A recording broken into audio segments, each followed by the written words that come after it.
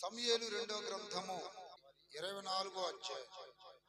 ఇంకొక్క మారు యెహోవా కోపము ఇశ్రాయేలు మీద రగులు కొనగా ఆయన దావీదును వారి మీద ప్రేరేపణ చేసి నీవు పోయి ఇజ్రాయేలు వారిని యూదా వారిని లెక్కించమని అతనికి ఆజ్ఞ ఇచ్చెను. అందుకు రాజు తన యొద్దనున్న సైన్యాధిపతి అయిన యోవాబును పిలిచి జనసంఖ్య ఎంతైనది నాకు తెలియగలననిది, జనసంఖ్య ఎంతైనది నాకు తెలియగలందులకై తాను మొదలుకొని బెర్షెబా వరకు ఇజ్రాయేలు గోత్రములలో నీవు సంచారము చేసి వారిని లెక్కించమని ఆజ్ఞ ఇయ్యగా, చేతుల పైకి దిగడిగా చెప్పండి. ఒక దినాన దావీదు తన సైన్యాధిపతి అనబడుతున్న యోవాబు అనే ఒక వ్యక్తికి మన సైన్యము ఎంత అని లెక్కించమన్నాడు. జాగ్రత్తగా హల్లెలూయా. ఏమన్నాడు? మన సైన్యము ఎంత లెక్కించు అన్నాడు. లెక్కించమన్నప్పుడు యోవాబు అంటాడు 3వ వాక్యములో, జనుల సంఖ్య ఎంత ఉన్నను నా ఏలిన, మీరు ఎవరు చదవమాక నేను చదువుతా. జనుల సంఖ్య ఎంతైనా ఉన్నను నా ఏలిన వాడవును రాజువునగు నీవు బ్రతికి ఉండగానే దేవుడని యెహోవా దానిని 100 అంతలు ఎక్కువ చేయును గాక. నా ఏలిన వాడవును రాజువునగు నీకు ఈ కోరిక ఎలా పుట్టిననేనో. జాగ్రత్తగా, ఈ కోరిక అసలు నీకు ఎందుకు వచ్చింది? జనాలను లెక్కేసే ఆ ఆలోచన ఎందుకు వచ్చింది రాజా? నీవు బ్రతికి ఉండగానే ఈ జనాన్ని 100 అంతలుగా దేవుడు చేయును గాక. అసలు జనాన్ని లెక్కేసే అంత అనుమానం నీకు ఎందుకు వచ్చింది అని యోవాబు అడుగుతున్నాడు. జన స్తోత్రం కలుగును గాక. అర్థమైందా? జనాలను లెక్కేసే అంత అనుమానం ఎందుకు వచ్చింది మీకు అని తక్కువ వాడు ఎక్కువ వాడితో చెప్తున్నాడు. ఇక్కడ జనాన్ని ఎందుకు లెక్కేయమని చెప్పాడు దావీదు అంటే, తన మీదకి ఎవరైనా శత్రువులు సైన్యంతో వస్తే వాళ్ళని ఎదుర్కోవడానికి ఈ సైన్యం సరిపోదా లేదా? ఆ ఎదుర్కోబోతున్నటువంటి సైన్యాన్ని ధీటుగా ఎదుర్కోవడానికి తగినంత బలము ఆయుధాలు మన దగ్గర ఉన్నాయా లేవా అని మానవ ఆలోచనలతో ఆలోచించి లెక్కేయమని చెప్పాడు. జాగ్రత్తగా, చాలా చాలా ప్రతి దేవుని బిడ్డకు అవసరమైన సబ్జెక్ట్ ఇది. అసలు దావీదుకు దేవుడి మీద అనుమానం ఎందుకు వచ్చింది? ఒకప్పుడు రాలేదు ఈ అనుమానం, ఇప్పుడు ఎందుకు వచ్చింది అనుమానం? గొలియాతు మీదకి వెళ్ళినప్పుడు ఈ లెక్కలు వేసుకున్నాడా? గొలియాతు 6 మూరల జానడు, నేను ఎంత, వాడు ఏనుగైతే నేను ఎర్ర చీమలాంటి, అమ్మో వాడి మీద నేను ఎలా వెళ్ళగలను అని ఆలోచన అప్పుడు రాలేదే. ఆ అనుమానం ఇప్పుడు ఎందుకు వచ్చింది? దేవుడు అతని రాజును చేసి బలపరిచి స్థిరపరిచి పేరు ఘనతలు ఇచ్చిన తర్వాత ఇప్పుడు ఎందుకు వచ్చింది అనుమానం? అతను ఎదిగే కొలది విశ్వాసం ఎదగల, ఏమైపోయింది? తగ్గిపోయింది. ఈ రోజున భక్తిలోని ఎదిగే కొలది, అలాగే భౌతికంగా మీ స్థాయిని ఎదిగే కొలది విశ్వాసం కూడా ఎదగాలి కానీ తగ్గకూడదు. అన్ని ఎదిగిని రాజ్యములో మంచి ఘనత వచ్చింది, ఓ దావీదు రాజా అన్నట్టుగా ప్రజలు గొప్పగా చెప్పుకుంటున్నారు.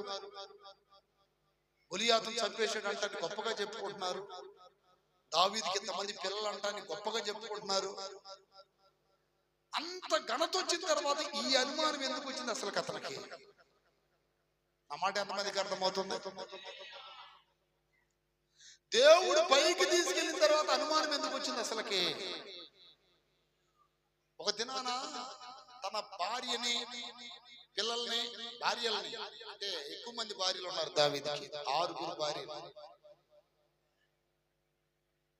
ఇంతమంది భార్యలు పోయినప్పుడు తను నమ్ముకొని వచ్చిన వాళ్ళ భార్యను కూడా శత్రువులు తీసుకెళ్ళినప్పుడు అప్పుడు రాల అనుమానం. అయ్యా, వాళ్ళని నేను తరిమితే నా వాళ్ళని నేను తగ్గించుకుంటానంటే దేవుడు అన్నాడు అన్నాడు. అప్పుడు కూడా దేవుని బట్టి ధైర్యం తెచ్చుకుని అక్కడే వెళ్ళాడంట. వెళ్తున్నాడు, కొంతమంది వచ్చారు యుద్ధం చేయడానికి. అప్పుడు రాల అనుమానం. ఈ రోజు ఎందుకు వచ్చింది అనుమానం? జనాన్ని ఎందుకు లెక్క వేయమని చెప్తున్నాడు. మన జీవితాల్లో కూడా ఒకప్పుడు లేని అనుమానాలు ఈ రోజు వస్తున్నాయి. అసలు ఏమి లేని దరిద్ర స్థితిలో ఉన్నప్పుడు దేవుడి మీద ఆధారపడ్డాం. దేవుడు మహిమలు చేశాడు, అద్భుతాలు చేశాడు, మన అవసరతలను తీర్చాడు, మన కన్నీళ్లు తుడిచాడు, మనల్ని ఆదుకున్నాడు, ఒక ఉన్నత స్థానంలో పెట్టాడు. ఇన్ని జయించి వచ్చిన తర్వాత ఈ రోజు ఏమొస్తుంది? అనుమానం వచ్చేస్తుంది. ఇది సాతాను మోసమా కాదా చెప్పండి? అప్పుడు యోవాబు అంటున్నాడు, రాజా అసలు జనాలు లెక్కితే దేవుడు ఒప్పుకోడు కదా. ప్రపంచంలో మన చిన్న దేశం, హల్లెలూయా, ప్రపంచంలో చిన్న దేశం అయినను ప్రపంచంలో మనల్ని దేవుడు కింద స్థానంలో పెట్టలేదే, చిన్న చూపు చూడలేదే, అందరికంటే పై స్థానంలో పెట్టాడు. ఇప్పటికీ అప్పటికి అయినా నీకు ఎందుకు వచ్చింది అసలు ఈ ఆలోచన? మనం యుద్ధాలు చేయంగా దేవుడిగా మన పక్షాన్ని యుద్ధాలు చేసేది. అసలు అనుమానం ఎందుకు వచ్చింది నీకు అంటే, చెప్పింది చేయరా అన్నాడు. పై స్థానంలో ఉన్నాడుగా.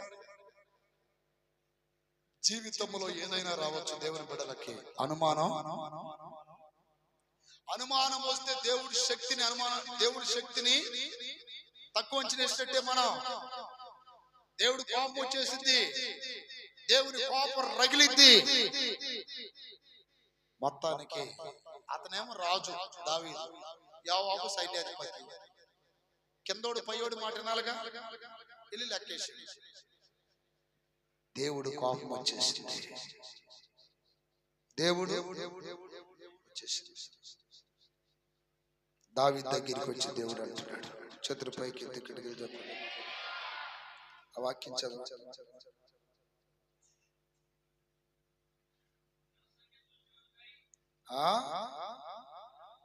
10వ వచనం 9వ వాక్యం చదివితే ఇంకా బాగుంటుంది. 9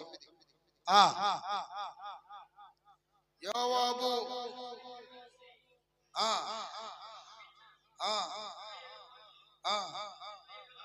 కత్తి దూయగలిగిన వారు. చూడండి, ఇశ్రాయేలు సైన్యం అప్పుడే ఎన్ని లక్షల మంది? కత్తి. ఇప్పుడు పాకిస్తాన్కి 6 లక్షల మంది సైన్యం, మనకి 14 లక్షల మంది.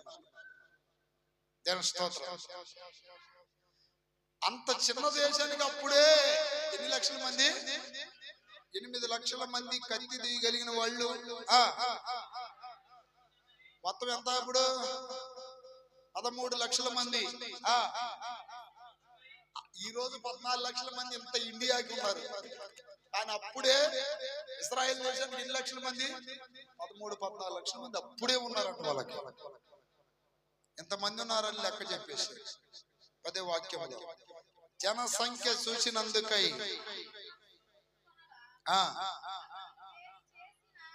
పని వలన పాపము కట్టుకుంటుంది. జాగ్రత్తగా ఇక్కడ దీంట్లో మీకు చెప్పబోయే అర్థం ఏంటంటే, ఎప్పుడు మన స్థితిని గురించి మనం ఆలోచించకూడదు. ఎందుకని? మనం ఎవరి మీద ఆధారపడ్డాలో, మనకు కాస్త డబ్బు ఎక్కువ ఉంటే ధైర్యంగా ఉండమని, లేకపోతే ధైర్యం పోగొట్టుకోమని, కాస్త జనం ఎక్కువ ఉంటే ధైర్యంగా ఉండొచ్చని, లేకపోతే అంత ధైర్యం ఎందుకు లేని భయపడతా కూర్చోమని దేవుడు చెప్పడం. ఆయన బిడ్డలు ఎప్పుడు కూడా ఆయన్ని బట్టి ఏం తెచ్చుకోవాలి? ధైర్యం తెచ్చుకోవాలి. ఆయనే నా ధనము, ఆయనే నా జనము, ఆయనే నా బలము. చప్పట్లు కొట్టండి కదా. హల్లెలూయా. ఆయనే నా జనము, ఆయనే నా ధనము, ఆయనే నా బలము, ఆయనే నా ధైర్యం. శత్రువులు నన్ను ఏం చేస్తారు? నరులు నన్ను ఏం చేస్తారు? ఎంతుంటేనేమి లేకపోతేనేమి యుద్ధమా? యుద్ధం యెహోవాదే. ఏమి లేదా? యెహోవా నా కాపరి, నాకు లేమి కలుగదు. జనమా, ఆయన నా చుట్టూ ప్రాకారముగా ఉండేను.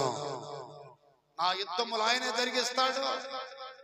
ఎప్పుడైనా నీకు అనుమానం వస్తే ఆ అనుమానము దేవుని దృష్టిలో ఎలా మారుతుంది? పాపంగా మారుతుంది. ఇతడు లెక్కేసిన ఈ జనాభా లెక్క విషయములో దేవుని కోపం వచ్చేసింది. దాని స్తోత్రం కలుగునగాక. లెక్కలు వేయకూడదు. నాకాడ ఎంత డబ్బు ఉంది, నాకాడ ఎంత ఉంది, అంత ఉంది. నాకన్నీ ఆయనే. ఆమేన్. ఉన్న స్థిరపరుస్తాడు, లేకపోతే అడిగితే ఇస్తాడు. నా ధైర్యం ఆయనే కదా. నా ధైర్యము నీవే యేసయ్యా, యేసయ్యా, యేసయ్యా,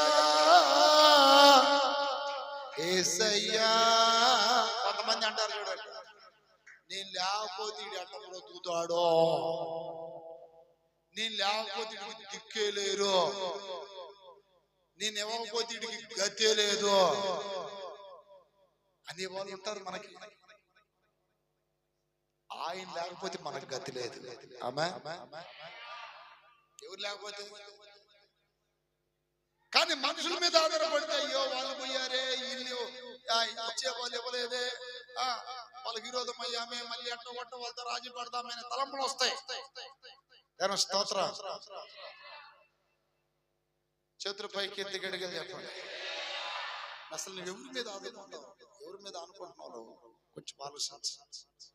దేవుడి మీద ఆనుకొని దేవుని చిత్తానుసారుడిగా, దేవుని ఉద్దేశము నెరవేర్చువాడిగా, శాశ్వత కృప పొందిన వాడిగా బ్రతికిన దావీదు ఒక్కసారికి ఎందుకు పడిపోయాడు కింద? అనుమానం ఎందుకు వచ్చింది అసలుకి? దేవుని స్తోత్రం కలుగునుగాక. అనుమానం ఎందుకు వచ్చింది? ఎందుకు వచ్చింది? అది కూడా పాపమే అంటున్నాడు. అది కూడా పాపమే. దేవునితో పెనవేసుకుని అనుబంధం కలిగిన దావీదు ఈ రోజున తన శక్తి మీద, తన బలం మీద, మనసు మీద ఆధారపడుతున్నాడు. ఏంటి అసలు? ఈరోజు మీరు కూడా ఎట్టున్నారు ప్రియ దేవుని బిడ్డలారా? ఒకప్పుడు దేవుడి మీద ఆధారపడడం లేక, ఒకప్పుడు మీ స్థితి ఎలాంటిదో మీకు తెలీదా? దేవుడు అప్పుడు దేవుడి మీద ఆనుకుంటే దేవుడు గొప్ప కార్యాలు చేయలేదా? అద్భుతాలు చేయలేదా? ఆ రోజు మీరు డబ్బు మీద అనుకోలేదే, జనం మీద అనుకోలేదే, ధనం మీద అనుకోలేదే. ఈ రోజు ఎందుకని అట్లా అనుకోవటానికి మీకు మనసు వస్తుంది? నేను పాపం చేశానయ్యా అన్నాడు. అప్రీతిని పెట్టారా? చూడండి అక్కడ, నేను చేసిన పని వలన గొప్ప పాపం కట్టుకుంటే నేను ఎంత అవివేకినై దాన్ని. అది అసలు అట్లా చేయటానికి గల కారణం ఏంటంటే అవివేకి. ఏం కోల్పోయాడు? వివేకం కోల్పోయాడు, అవివేకి అయ్యాడు. ఆయన నమ్ముకున్న వాళ్ళని ఆయన సిగ్గుపరుస్తాడా? ఆయన నమ్ముకున్న వాళ్ళని ఆయన తలదించుకొని ఇస్తాడా? ఆయన నమ్ముకున్న వాళ్ళని గెంటేస్తాడా? జరగదు కదా. ఇప్పుడు ప్రీతిని పెట్ట నమ్ముకొని వచ్చిన అబ్రహాముని అన్ని విషయాలు దేవుడు ఆశీర్వదించాడు. నమ్ముకున్న దావీదుని గొర్రెలు కాసుకునేవాడిని తన ప్రజలకి గొప్ప రాజుగా చేశాడు. ఈరోజు అవివేకం వచ్చేసింది. యెహోవా కరుణించి నీ దాసుడైన నా దోషమును పరిహరింపని యెహోవాతో మనవి చేయగా, ఉదయమున దావీదు లేచినప్పుడు దావీదునకు దీర్ఘదర్శియగు గాయునకు యెహోవాకు ప్రత్యక్షమై ఇలాగూ సెలవిచ్చింది, నువ్వు పోయి దావీదుతో ఇట్లనము, యెహోవా సెలవిచ్చింది ఏమనగా చెప్తున్నాడు, నువ్వు తప్పు చేసావు నాయనా, తప్పు చేసావు కదా, దానికి పనిష్మెంట్ నేను ఇస్తా. సరే నువ్వు నా దగ్గరికి వచ్చి కరుణించు, నన్ను క్షమించు అన్నా కుదరదు, శిక్ష పడాల్సిందే. 3 విషయాలు నీ ముందు పెడుతున్నా, ఏది కావాలో కోరుకో అన్నాడు. ఎన్ని శిక్షలు? 3 శిక్షలు. ఒక్కసారి దేవుని నమ్మకపోతే, దేవుడి మీద అనుమానం వచ్చి స్వచ్ఛంగా నీ మీద నువ్వు ఆనుకుంటే కలిగే శిక్షలు చూడండి. నీ ముందు 3 విషయాలు పెడుతున్నాను. ఒకదాని నువ్వు కోరుకుని ఎడల నేనది నీ మీదకి రప్పించదని అన్నాడు. ఒకటేంటి? నీ దేశమందు 7 సంవత్సరాలు క్షేమం కలుగుంటా ఒప్పుకుంటావా? ఎన్ని సంవత్సరాలు? చూడండి, అనుమానించి తెచ్చుకున్న జబ్బిది. 7 సంవత్సరాల క్షేమమును అంటే క్షేమం కాదు, క్షేమం ఒప్పుకుంటావా? లేకపోతే నిన్ను తరుముచున్న నీ శత్రువులు ఎదుట నిలవలేక నీవు 3 నెలలు పారిపోవడానికి ఒప్పుకుంటావా? నీ దేశం ముందు 3 దినముల తెగులు రేపుటకు ఒప్పుకుంటావా? అర్థమైందా మీకు? ఎన్ని విషయాలు చెప్పాడు? దేవుణ్ణి నమ్మకుండా అనుమానించినందుకు కలిగిన శిక్షని. దేవుణ్ణి ఎంతమంది నమ్ముతున్నారు చెప్పండి? చావైన బ్రతుకైనా నిజమేనంటారా? ఆ పాట అసలు నిజమేనా? గట్టిగా చెప్పండి. చావైన బ్రతుకైనా మా కొరకేనయ్యా. నీ కొరక మా కొరక? ఎన్నాడు నిన్ను నమ్మింది లేదయ్యా ప్రభువా, వచ్చిపోతున్నాము మందిరానికి, ఇష్టం వచ్చి బ్రతుకుతాము బయటికి వెళ్తే అన్నట్టుగా. దేవుణ్ణి ఎప్పుడు అనుమానించకూడదు. అనుమానిస్తే, నమ్మకపోతే కొన్ని శిక్షలు పడతాయి. ఫర్ ఎగ్జాంపుల్, బాప్తిస్మ ఇచ్చి యోహాను ఎంతమంది తెలుసండి మీకు? మీలో ఎంతమంది తెలుసు? అన్నయ్య మా ఇంటి పక్కన అంటారా? హల్లెలూయా. కాదు కదా. యేసై ముందు పుట్టాడా, బాప్తిస్మ ఇచ్చి యోహాను ముందు పుట్టాడా? ఎవరు ముందు పుట్టారమ్మా? వాళ్ళందరికంటే ముందు నేను పుట్టా అంటావా? యేసై పుట్టుకకి బాప్తిస్మ ఇచ్చి యోహాను పుట్టుకి 6 నెలలు తేడా. ముందు పుట్టింది ఎవరు? బాప్తిస్మ ఇచ్చి. ఈ బాప్తిస్మ ఇచ్చి యోహాను కన్న తల్లిదండ్రుల పేరు చెప్తారా అమ్మా? జకరియా, ఎలిజబెత్. Right answer. అయితే వీళ్ళకి వృద్ధాప్యుల పిల్లల పుట్ల, కానీ వాళ్ళు ఏం చేసేవాళ్ళు? మందిరంలోనే సేవ చేసే సేవకులు. సకల ధర్మశాస్త్ర ఆజ్ఞల ప్రకారం నీతి మంతులని కూడా బైబిల్లో రాయబడి. వృద్ధాప్యుల పిల్లలు ఎందుకు ఇలా దేవుడు వాళ్ళకి ప్రార్థన చేసుకుంటారు కదా రోజు. అయ్యా మేము నీ దగ్గరే సేవ చేస్తున్నాం నాయన, అందరూ అడుగుతారు కదా అయ్యా పిల్లలు లేరని, ఏదో కొంచెం మమ్మల్ని కనికరించి ఏదో పెట్టనిస్తే గొప్పగా చెప్పుకుంటాను. ఎప్పుడో ప్రార్థన చేస్తున్నారు వాళ్ళు. ఒక దినాన గాబ్రియల్ దేవదూత వచ్చి ఏం చేస్తుంది? యోహాను, తొందరలో నీ భార్య గర్భం ధరించి ఒక మగబిడ్డకి జన్మనిపోతుంది అన్నప్పుడు నమ్మలేదంట. సేవ చేసేవాడు కూడా నమ్మకపోతే ఆ బిడ్డను చూసేంత వరకు నువ్వు మూగోడు అవుతావు అనండి. శిక్ష వచ్చి చదవండి ఆ వాక్యం, లూకాసు సువార్త. హల్లెలూయా. రెఫరెన్స్ చెప్తే నాకు సమయం చాలదు కనుక చెప్పేస్తున్నాను డైరెక్ట్. నేను స్తోత్రం. 1వ అధ్యాయం అమ్మా 19వ వాక్యం. దోత, నేను దేవుని సముఖమందు నిలుచు గబ్రియేలును నీతో మాట్లాడటకు నీ వర్తమానం నీకు తెలుపుటకు పంపబడితిని. అందరు చదువుకోండి, ఒక్కడ అర్థం కావట్లా. ఎవరైనా ఒక్కరు చదివితే బాగుండు. దాని స్తోత్రం. రాబోయే దినాల్లో విశ్వాసులు కాదు పాస్టర్లు ఎక్కువైతేట్టున్నారు. చేతులు పైకి ఎత్తి గట్టిగా చెప్పండి. చదవండి ఒక్కరు. నా మాటలు వాటి కాలమందు నెరవేరును. ఇక్కడ చూడండి, నేను చెప్పిన మాట నీవు నమ్మలేదు కనుక ఈ సంగతులు జరిగే దినం వరకు మూగోడుపై ఉంటావు. ఏమై ఉంటావు? నమ్మనందుకు ఏం పడింది శిక్ష? మూగుడై. మరలా బాప్తిస్మ ఇచ్చి యోహాను గర్భము, ఆ తల్లి గర్భం ధరించి ఆ బిడ్డను కనేంత వరకు అయ్యగారికి నోరు బ్యా ఓ మూగోళ్ళు ఉంటారు చూడండి. దేవుని నమ్మకపోయినా పాపమే. దాని స్తోత్రం. ఇప్పుడు 3 శిక్షల ముందు పెట్టాడు. 7 సంవత్సరాలు కరువు కావాలా, 3 నెలలు శత్రువులు మిమ్మల్ని తరుముకోవాలా, లేకపోతే 3 రోజులు తెగులు కావాలా కోరుకో అన్నాడు. చూడండి, జనాన్ని లెక్కేస్తే దేవుడు కలిగిన నష్టం ఏంటి అసలు? దాని అర్థం ఏంటంటే దేవుడు నాకు తోడుగా ఉన్నాడు అనే దేవుడి మీద నమ్మకం దావీదుకి పోయింది. దానికి దేవుడు కోపం వచ్చింది. ఈ రోజున నీకు దేవుడి మీద నమ్మకం లేకపోతే నీ మీద కూడా దేవుడు ఏం పడతాడు? నువ్వు రోగంతో ఉన్నప్పుడు నేను వచ్చి స్వస్థపరిచింది నేనేగా. నువ్వు ఒంటరిగా ఉన్నప్పుడు నీకు జంటగా నిలబడింది నేనేగా. నీ ఆపత్కాలంలో ఆదుకుంది నేనేగా.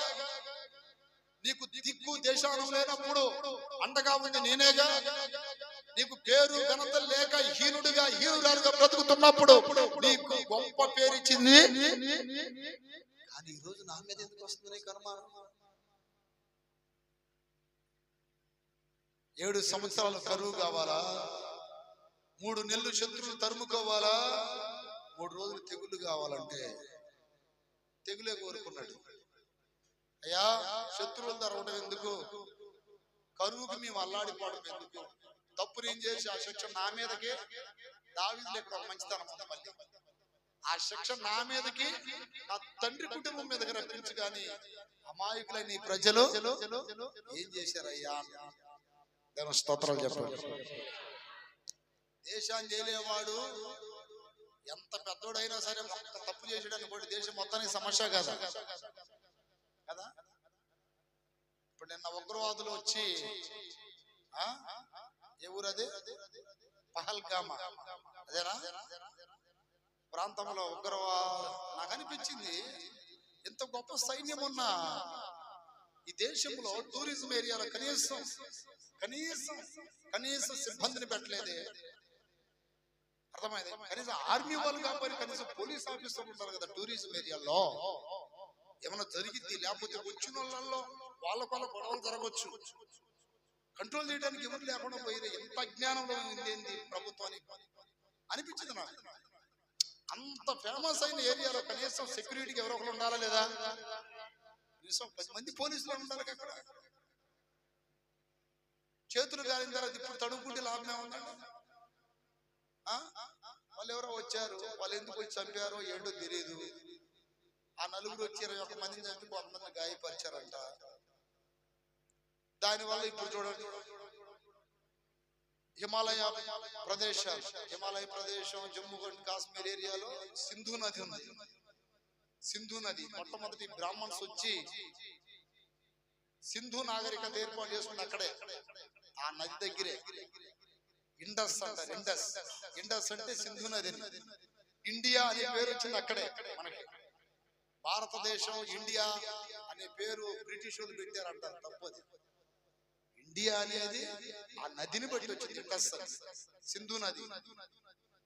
ఇప్పుడు ఆ నది జలాలు పాకిస్తాన్కి వెళ్ళాలి, 80% వాటర్ వాళ్ళు ఆడుకోవాలి, 20% ఇండియా అని చెప్పి ఆ రోజు ఒక 40 సంవత్సరాల కిందట ఒప్పందం అయింది. ఈ రోజు వీళ్ళు జల దిగ్బంధం చేశారు, నీళ్ళు పోకుండా. వాళ్ళు అక్కడ రేగారు. ఇక్కడ పాకిస్తాన్ వీళ్ళకి సంబంధించిన వాళ్ళందరూ పోవాలంటున్నారు. ఇక్కడ చూడండి, ఒక్క చోట వైఫల్యం అయిపోతే ఎన్ని సమస్యలు వచ్చి పడుతున్నాయి. ఇప్పుడు ఇక్కడ వాళ్ళని పాకిస్తాన్ మనం పంపిస్తాం, వాళ్ళు ఒప్పుకుంటారా? అక్కడ ఉన్న ఇండియన్స్ వాళ్ళు ఇబ్బంది పెడతారు కదా.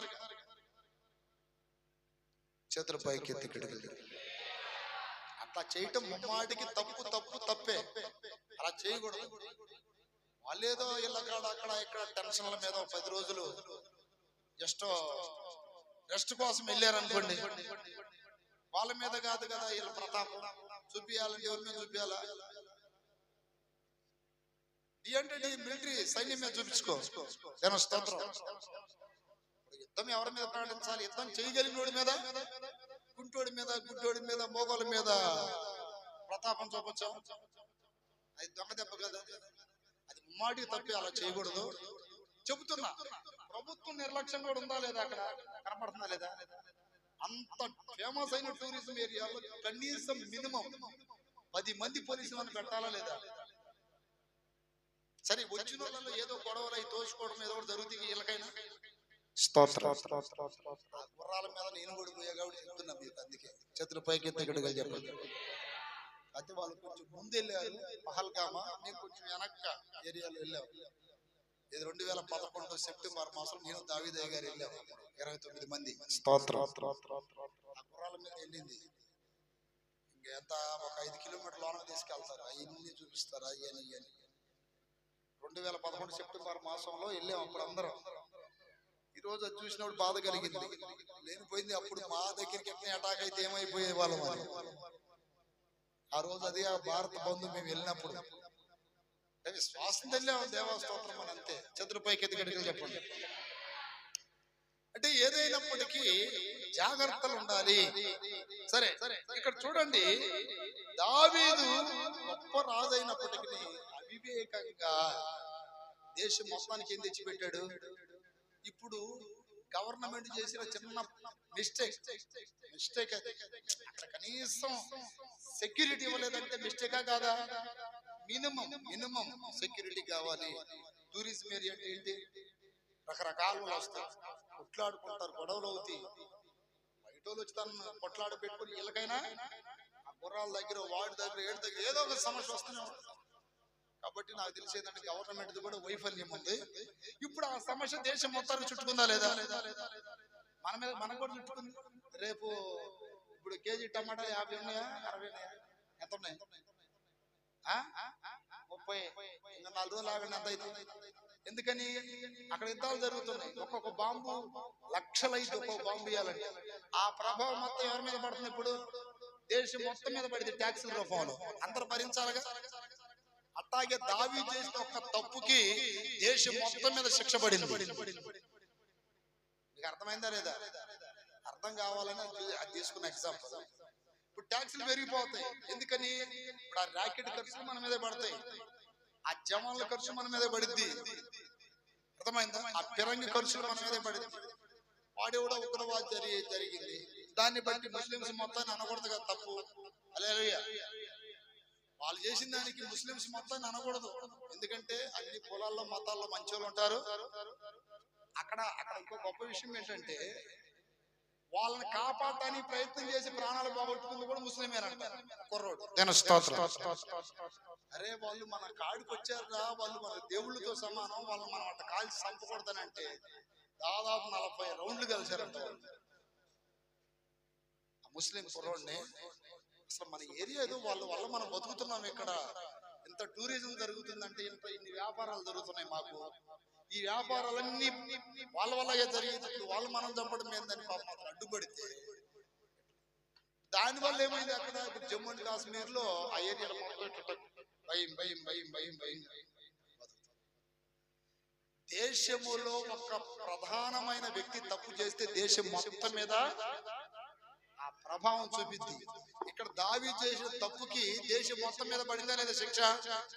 మీ ఇంట్లో నువ్వు ఒక్కడే మెయిన్ ఓడి తప్పు చేస్తే ఇంటి మొత్తం మీద పడింది శిక్ష. చేతుల పైకి ఎత్తి గడిగలు ఒక్కడ చేస్తే, ఇప్పుడు తండ్రి ఉన్నాడు అనుకోండి, తండ్రి తప్పు చేస్తే అందరికి పడింది. మీ నాన్న కంటగా, మీ అమ్మ కంటగా, మీ కత్తెగా పేర్లు వచ్చారు. అందుకని వివేకంగా బ్రతకాలి. పాముల వలె వివేకమును, పావురు వలె నిష్కలంకము. ఇప్పుడు దేవుని నమ్మని వాళ్ళకి కొన్ని శిక్షలు పడతాయి. ఇప్పుడు దావీదుకి 3 రోజులు తెగుళ్ళు అన్నాడు కదా. ఈ 3 రోజులు ఎంతమంది చచ్చిపోయారు? ఇంచుమించు 70,000 మంది చచ్చిపోయారు. ఈ 70,000 మందికి సావు కారణం ఎవరు చెప్పండి? చెప్పాలండి, దేవునికి ఇష్టడేగా. దేవునికి ఇష్టడైనోడు అంతమంది సావు కారణం అవ్వచ్చా? చెప్పాలండి, అవ్వకూడదు కదా. ఒకప్పుడు ఇజ్రాయెల్ దేశాన్ని రక్షించిన దావీదే ఈ రోజు ఆ దేశం నాశనం అవడానికి కారకుడు దేని స్తోత్రం కలుగును గాక. నువ్వు దేవుని నమ్మావు, అనేక మందిని నమ్మమని చెప్పావు, అనేక మందిని ప్రభు దగ్గరికి తీసుకొచ్చావు, బాప్తిసాలు ఇప్పించావు. ఈ రోజు వాళ్ళ ముందే నువ్వు దేవుణ్ణి నమ్మనట్టుగా ప్రవర్తిస్తే ఆ ఎఫెక్ట్ నీతో పోదు. నీ ద్వారా నిన్ను చూసి నమ్మారు చూడండి, వాళ్ళందరికీ శిక్ష పడింది. పలానా మరి అమ్మే ఎట్టుందంట, మనం నడిపించిన దేవుడి సరిగ్గా ఆమెగా, పలానా దానియాలు ఎట్టున్నాడంట, మన నీ వెనకాల ఎన్ని చైన్లు తెగిపోతున్నాయి చూడండి, గొలుసులు. ఇప్పుడు నేను అన్నానండి, నన్ను ఎంతమంది చూస్తారు? ఎంతమంది చూస్తారు? మీరందరూ చూస్తారు, నాతో ఉన్న బ్రదర్లు చూస్తారు, అందరూ. ఎంత జాగ్రత్త బతకాలి. హల్లెలూయా. ఇప్పుడు మాకుండే ఆశలు మాకుండవా? ఉంటాయి కదా, మనిషిగా పుట్టాం కాబట్టి ఉంటాయి. ఆచితూచి ఎందుకు అడిగేయాల్సి వస్తుంది? ఒక్క లింక్ తగ్గిపోతే చైన్ మొత్తం తెగిపోతుంది. నేను స్తోత్ర. రైలు ఉంది, ఎన్నో పెట్లు లాక్కొని పోతుంది.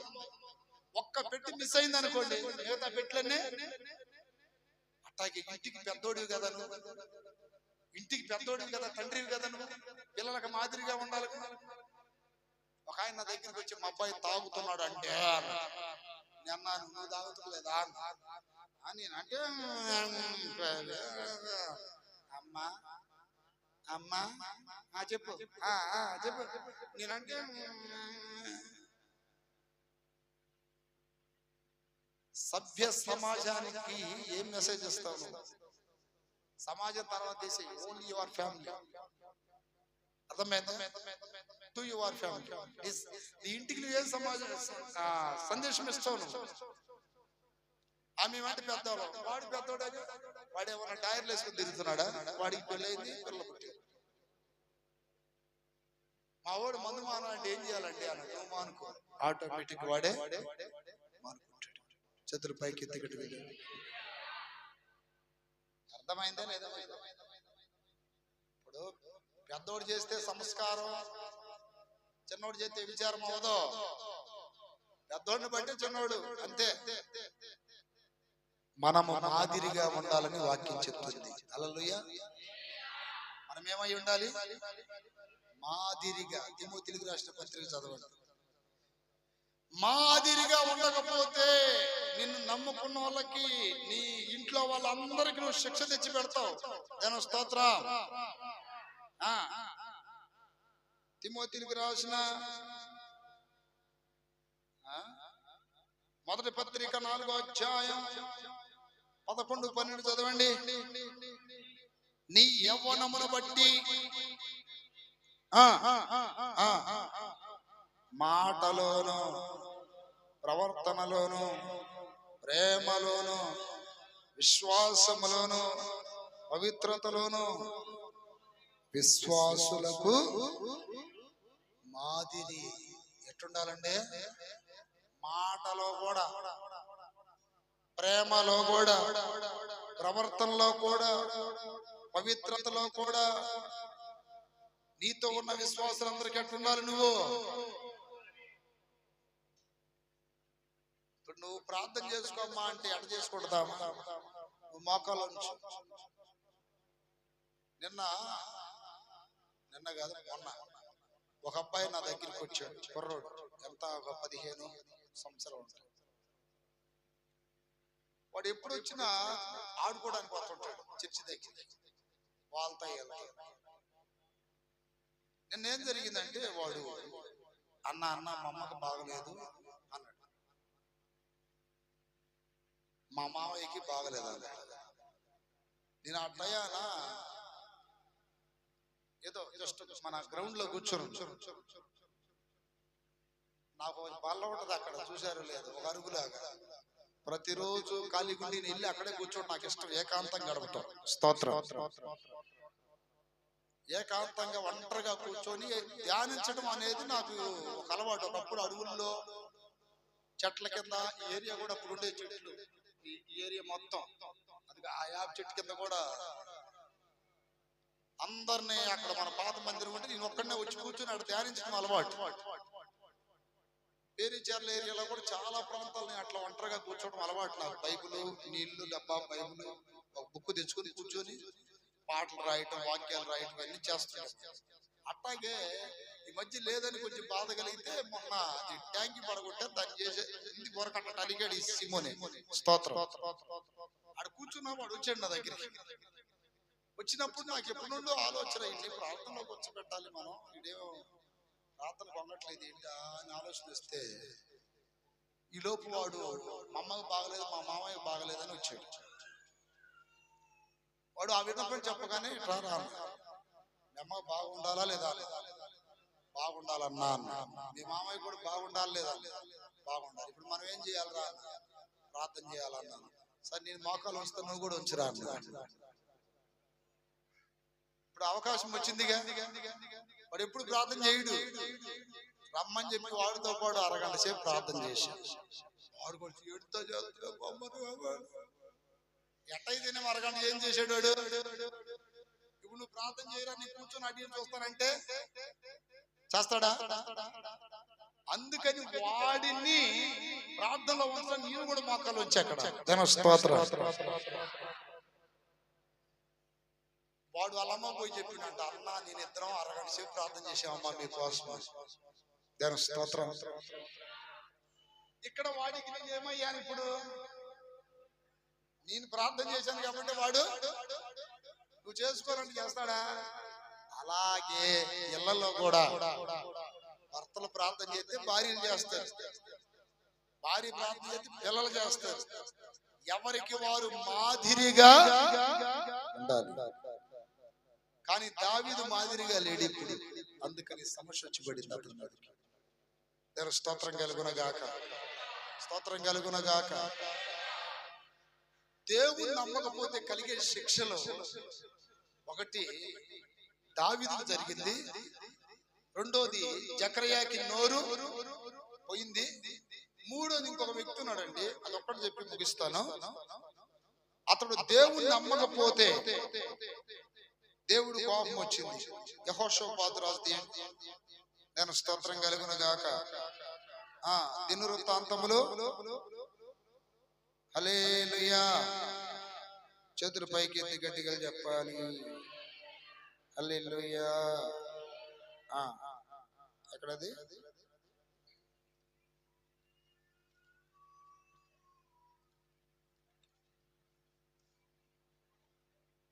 నేను స్తోత్రం కలుగునగాక.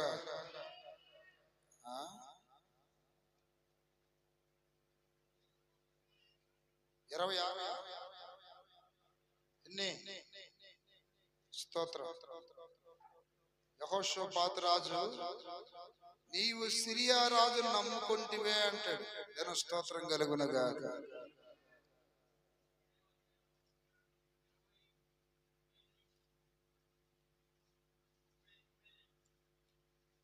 రెండో దినవృత్తాంతములు 25:35 నుండి అంట, 20 అధ్యాయం 35 నుండి.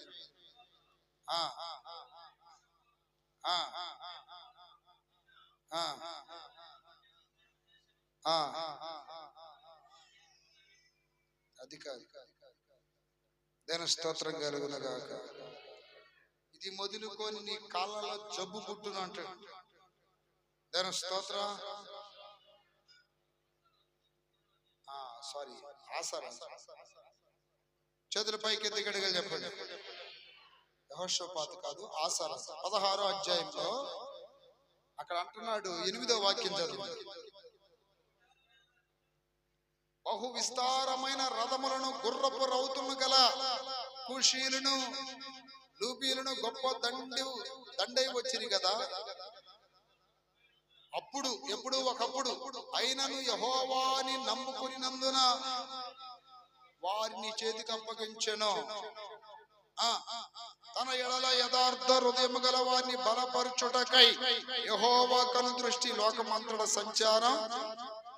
ఈ విషయమందు నీవు మతి తప్పి ప్రవర్తించితివి గనుక ఇది మొదలుకొని నీకు యుద్ధములే కలుగును. చేతులు పైకి ఎత్తి గట్టిగా చెప్పండి. 7వ వాక్యం చదివితే అక్కడ రాయబడింది అన్నమాట. ఏమని? నీవు నీ దేవుడైన యెహోవాని నమ్ముకొనక సిరియా రాజును నమ్ముకొంటివే. చాలండి. ఈ ఆసారాజు దేవుని నమ్ముకున్నప్పుడు బహు విస్తారమైన రథములు, గుర్రపు రౌతులు గల కూషీలను, లూబీలను గొప్ప దండై వచ్చిన దేవుని నమ్ముకున్నాడు కాబట్టి దేవుడే ఆ యుద్ధములు అతనికి ఏమిచ్చాడు? జయమిచ్చాడు. కానీ దేవుడి మీద నమ్మకాన్ని ఎటు పెట్టాడు? సిరియా రాజు మీద పెట్టాడు. చేతుల పైకి ఎత్తి గట్టిగా చెప్పాడు. ఇంకో విషయం చెప్పంటారా, మీరు దేవుడి మీద నమ్మకం పోగొట్టుకొని ఎటైనా సహాయాలు కలుగుతాయి అని మీరు దృష్టి పెడితే మీరు అందరికైనా పనులు మీకు అవ్వవు. అక్కడ గుర్తుపెట్టుకో, అందరికీ ఆ దిక్కులో ఆ సహాయం రావచ్చు, పని అవ్వచ్చు, కానీ మీకు అవ్వదు. ఎందుకని? నెమ్మలని దేవుడు లోకం మీద, మనుషుల మీద ఆనుకునే వారిగా చేయటం ఆయనకి ఇష్టం లేదు. పూర్తిగా ఆయన మీద ఆనుకోవాలనే మీరు ఈ లోక సంబంధంగా ఆశించి చూసి వెతికే ప్రాంతాలన్నీ మూసేస్తాడు దేవుడు. నీకు అనిపిస్తుంది ఇటు కూడా సహాయం కాకుండా చేశాడు దేవుడు మాకు. అందరికైనా అంట మా దరిద్రం మీద మాకు అవ్వలేదంట. అప్పుడు దేవుడు అంటాడు, బిడ్డ వాళ్ళ వలె వీళ్ళ వలె వాడు చూడటం నా ఇష్టం కాదు. నువ్వు ఇటే చూడాలి, నువ్వు అటు ఇటు చూడటం నా ఇష్టం కాదు. ఈ రోజు నేను నిన్ను వదిలిపెట్టేస్తే నువ్వు ఎప్పుడు ఇటు లోక సంబంధంగానే చూస్తా ఉంటావు, వాళ్ళ మీద ఆధారపడతావు. కానీ నీవు నా వైపే చూడాలన్నది నా ఆశ. స్తోత్రం. నా వైపే చూసి కన్నీళ్ళు విడవాలన్నది నా ఆశ. ఈ ఆసారాజు అల్పములో ఉన్నప్పుడు దేవుడి మీద ఆనుకుంటే ఘనమైన కార్యాలు చేసిన దేవుడు ఈ రోజు తన మనసు దేవుని మీద నుండి తొలగిపోయి సిరియా రాజు మీదకి వెళ్ళిపోయిందంట. అంటే సహాయం కోరుకుంటున్నాడు. శిక్ష ఏంటో తెలుసా? వాక్యం చెప్తుంది, ఇది మొదలుకొని నీకు యుద్ధములే. ఈ విషయంలో నీవు మతి తప్పి ప్రవర్తించావు.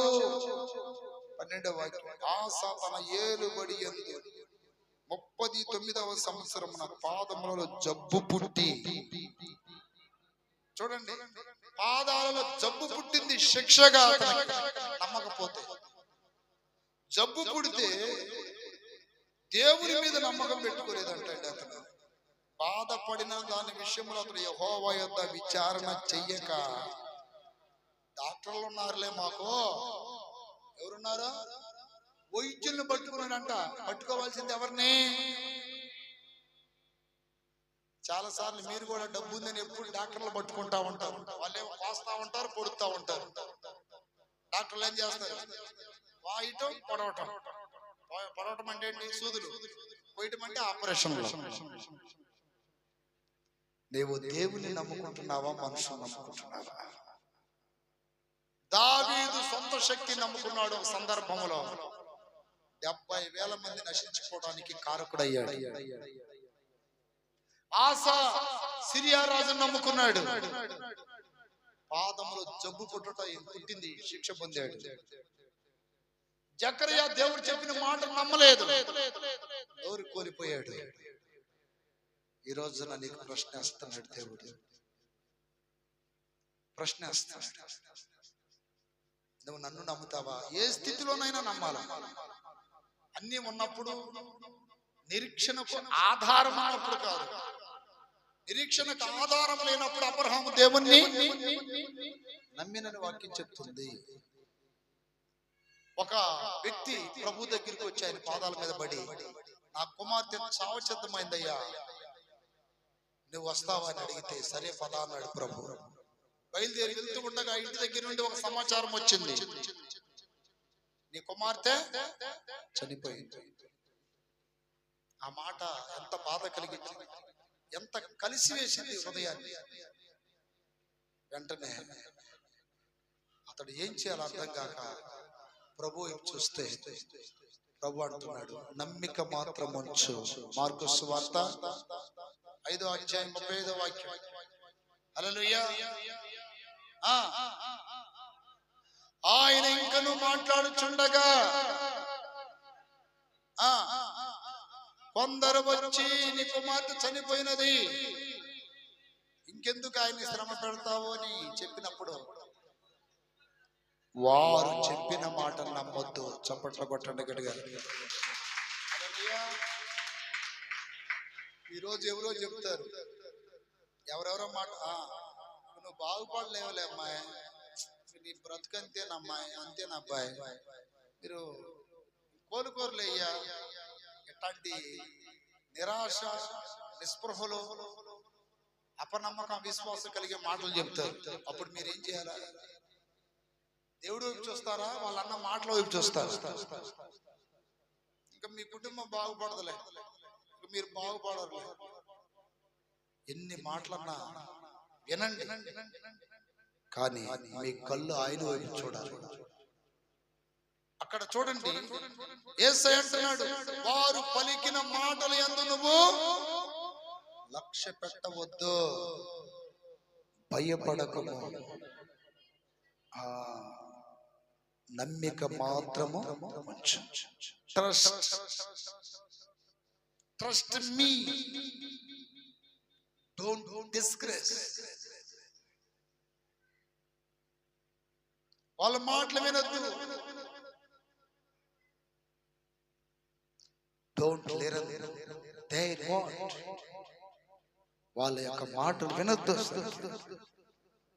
కొంతమంది మాటలు మనల్ని చాలా లోతుకు తీసుకెళ్ళిపోతాయి. కొంతమంది మాటలు మనల్ని చాలా గుచ్చి గాయపరుస్తాయి. కొంతమంది మాటలు మన కన్నీళ్ళకు కారణమవుతాయి. కొంతమంది మాటలు మనల్ని భయపెట్టిస్తాయి. ఆ మాటలు మనం వినకూడదు, పట్టించుకోకూడదు.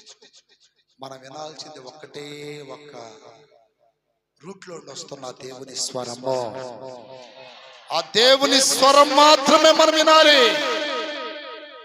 ఆయన అంటాడు, నా గొర్రెలు అయితే కదా, నా గొర్రెలైతే నా స్వరం వినాలి. వాళ్ళు ఆ మాట అన్న కానుండి నాకు చాలా బాధ కలిగింది అన్నయ్యా, వీళ్ళు ఈ మాట అన్న కానుండి నాకు చాలా భయం వేస్తుంది అన్నయ్యా అనేవాళ్ళేరా. వాళ్ళు చెప్పిన కానుండి వాళ్ళు చెప్పిన నిన్ను కలవర పడిపోయి దిగులు పడిపోయి భయపడుతున్నావే, ఈయన చెప్పిన మాటకు ధైర్యం రావట్లేదా నీకు? స్తోత్ర. దేవుడు చెప్పిన మాటకి ధైర్యం అవుతుందా రాదా? ఆయన అంటున్నాడు, వారు చెప్పింది నమ్మదు,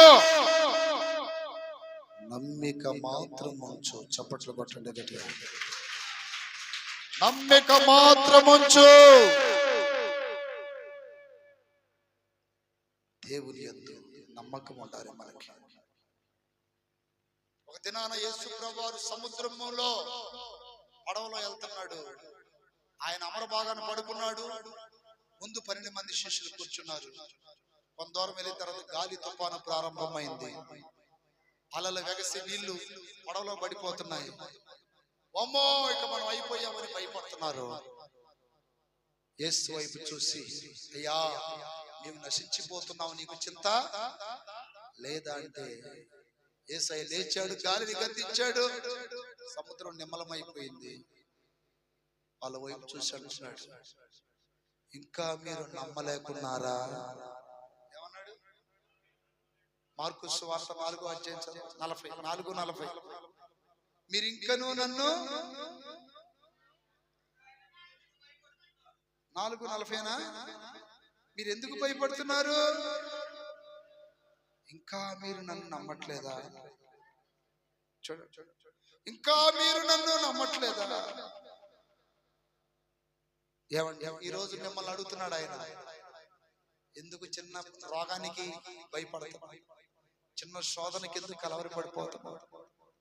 చిన్న సమస్యకి ఎందుకు బాధపడుతున్నారు? చచ్చిన వాళ్ళని లేపా నేను, ఈ రోగం నాకు లెక్క. చచ్చిన వాళ్ళు లేపలేదా నేను? అద్భుతాలు చేసేవాడిని కదా, నీ సమస్య నాకు పెద్ద లెక్క. నన్ను ఇంకా నమ్మలేకపోతున్నావా? ఎన్ని అద్భుతాలు చేశాను, ఎన్ని ఆశ్చర్య కార్యాలు జరిగించాను, ఎన్ని మహిమలు చూపించాను నీకు, అవి గుర్తు రావట్లేదా? అవి మర్చిపోయేటట్టు సాతాను చేస్తున్నాడు నిన్ను. ఈరోజు సూటిగా మాట్లాడుతున్నాడు దేవుడు నీతో. అపనమ్మకాన్ని బాగా నూరిపోసేది సాతానుడు, నమ్మకాన్ని నూరిపోసేది దేవుడు. సందర్భంలో వాక్యం చెప్తుంది, తల్లి గర్భంలో ఉన్నప్పుడు నాకు నమ్మిక పుట్టించిన వాడవో ఇవే. ఈ రోజున దావీదు నమ్మకం కోల్పోయాడు. ఎంత నష్టం, ఎంత నష్టం. నమ్మకం పోగొట్టుకోకుండా నమ్మిన వారికి మహిమను చూపించే దేవుని ఎదుట యథార్థంగా ఉండి గురి వైపు సాగిపోండి. ఆయన మిమ్మల్ని విడవాడు, ఎడబాయాడు, మిమ్మల్ని తలదించుకునేవాడు. నమ్ముట నీ వలన అయితే నమ్మువానికి సమస్తము సాధ్యమంటాడు. నమ్మితే మహిమలు చూస్తామంటాడు. నమ్మిన వారిని ఆయన సిగ్గుపరచుని దేవుడు. ప్రియ దేవుని బిడలారా, ఈ రోజు అవ్వకపోతే రేపైంది, రేపకపోతే ఎల్లుండి అయింది. ఎప్పటికైనా మాట ఇచ్చిన దేవుడు ఖచ్చితంగా నెరవేర్చుటకు సమర్థుడే. ఏం బాగుంటుంది ఉండాలి మనం? లేచి నిలబడండి. ప్రియ సహోదరుడా, సహోదరు, దేవుని యందు నమ్మకం కోల్పోవద్దు. దేవుని యందు నమ్మకం కోల్పోవద్దు. స్తోత్రం, స్తోత్రం. చేతుల పైకి తల స్తోత్రం. స్వచ్ఛని ప్రార్థన. అయ్యా, దావీదు అవివేకంగా ప్రవర్తించాడు. దావీదు అవివేకంగా ప్రవర్తించినట్టు నేను ప్రవర్తించకూడదు ప్రభా. ఎన్నో మహిమలు చేస్తా, ఎన్నో ఘన కార్యాలు చేస్తా. ఎన్ని శోధనలు వచ్చినా నాలో నమ్మకం పోకూడదయ్యా, నాలో విశ్వాసం పోకూడదు ప్రభా. ఎన్ని కలిగినా నేను విశ్వాసం కోల్పోకూడదు ప్రభా. ఎన్ని శోధనలు వచ్చినా విశ్వాసం కోల్పోకూడదు.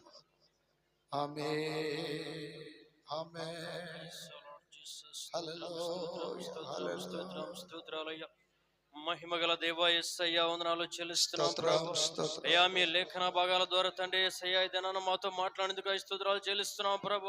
అయ్యా, నేను తండ్రి యేసయ్యా విశ్వాసం వచ్చి నీ సంధికి వస్తూ కూడా అనేకులు అయ్యా నీళ్ళ నమ్మిక లేనటువంటి వారిగా ఉంటుండగా ప్రభు, అట్టి వారితో ఈ దినాన మాట్లాడేందుకు స్తోత్రాలయ్యా. దావీదయ్యా దేవుని మీద నమ్మకం లేనందున వల్ల తండ్రి ఎలాంటి శిక్షణ పొందుకున్నాడో చూస్తున్నాం. ఏ శోధన బట్టి నీకు అపనమ్మకం రాకూడదు. పరిశుద్ధాత్మ యేసయ్యా స్తోత్రాలయ్యా. అబ్రహాము దేవుని నమ్మాను, అది అతనికి నీతిగా ఎంచబడని చెప్పి లేఖనంలో మాకు తెలియజేస్తున్నారు. అటువంటి నీతిమంతులుగా నీ ప్రజలందరినీ కూడా తీర్చని ప్రభా స్తోత్రాలు చెల్లిస్తున్నాం ప్రభా. ఆ రోజు ప్రభా యేసయ్య నిన్ను నమ్ముకోనకుండా తండ్రి అయ్యా సాధారణమైనటువంటి రాజు నమ్ముకున్నందువల్ల అతనికి తండ్రి ఎటువంటి శిక్ష అయ్యా పడిందో చూస్తున్నాం తండ్రి. లేఖనంలో మాకు తెలియజేస్తున్నాం. కొందనాలు చెల్లిస్తున్నాం ప్రభా. అయ్యా నీ కృపలో తండ్రి యేసయ్య ఆంధ్రపక్షందరిగా ప్రభా. అయ్యా నీళ్ళ తండ్రి స్థిరమైనటువంటి నమ్మిక కలుగజేయండి ప్రభా. అయ్యా జకరియా కూడా ప్రభా నీ మాటలు నమ్మనందు వలన అతనికి తండ్రి యేసయ్య శిక్ష విధించారు ప్రభా. నోరు మాట్లాడకుండా తండ్రి యేసయ్య బంధించారు ప్రభా స్తోత్రాలయ్యా. అటువంటి అపనమ్మిక ఎవరు కూడా లేకుండా ప్రభా అయ్యా నీ నామంలో తండ్రి యేసయ్య ప్రతి ఒక్కరు కూడా స్థిరమైన విశ్వాసాలు కడపడంలో సహాయం చేసి అయ్యా నీళ్ళ తండ్రి సంపూర్ణమైన నమ్మకం కలిగిన సహాయం చేయండి ప్రభా. అయ్యా ప్రభు కూడా తండ్రి యేసయ్య అయ్యా మీరు కూడా సముద్రం మీద తండ్రి యేసయ్య గాలి తుఫాను గద్దించినప్పుడు వారు నమ్మిక లేకుండా ఉన్నారని చెప్పి గద్దించారు ప్రభా. అయ్యా నీ కృప చొప్పున తండ్రి సంఘం మాత్రం పడ తొడుగా ఉండి అయ్యా నీ ప్రజలు తండ్రి యేసయ్య స్థిరమైనటువంటి నమ్మకం కలిగి అయ్యా బలమైనటువంటి విశ్వాసంతో ప్రభా నీ మార్గంలో సాగిపోవడంలో సహాయం చేసి మీ యొక్క మహిమగల శుద్ధమైన కృపతో నడిపించమని యేసు క్రీస్తు నామములో ప్రార్థించుచున్నాము తండ్రి. స్తోత్రాలు చెప్పండి గట్టిగా.